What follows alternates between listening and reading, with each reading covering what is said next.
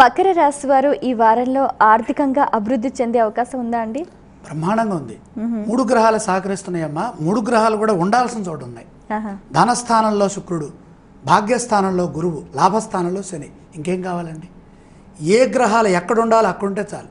వడ్డించేవాళ్ళు మనవాళ్ళు అయితే ఎక్కడ కూర్చున్నా సత్ఫలితమే వస్తుందని ఇక్కడ మాత్రం గ్రహాలు కూర్చోవాలి సరైన రాశుల్లో. లాభంలో శని ఉండటం, భాగ్యంలో గురుగ్రహం, అలాగే ధనస్థానంలో వాక్స్థానంలో అద్భుతమైనటువంటి ధనాన్ని ప్రసాదించే గ్రహం శుక్రుడు. ఆయన అనుగ్రహిస్తున్నారు. శీఘ్ర కార్యసిద్ధి ఉంది. అలసత్వం లేకుండా పనిచేయాలి. సామాజిక పరిస్థితులకు తగ్గట్టుగా నిర్ణయాలను మార్పు చేసుకుంటూ అభివృద్ధిని సాధించాలి. స్వార్థపరుల మాటలకు విలువ ఇచ్చి కాలాన్ని వృధా చేసుకోరాదు.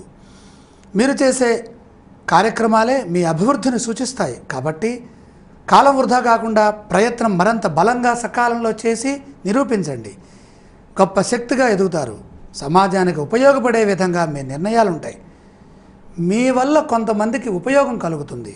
మేలు చేసే విధంగా ఆలోచించండి. కీర్తి ప్రతిష్టలు పెరుగుతాయి. చిరస్థాయిగా ఉండే విధంగా మీ భవిష్యత్తు ఏర్పడుతుంది.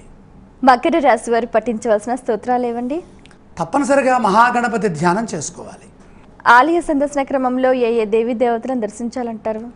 అన్ని దేవాలయాల్లో గణపతి విగ్రహం ఉంటుంది కాబట్టి శివ సంబంధమైనటువంటి దేవాలయాల్లో ఉన్న మహాగణపతిని ధ్యానించండి, దర్శించండి. ఈ రాశి వారు చేయవలసిన దానాలు ఏవండి? ద్వాదశ రాశిలో బుధదోషం గోచరిస్తోంది. పెసల దానం చేస్తే మంచిది.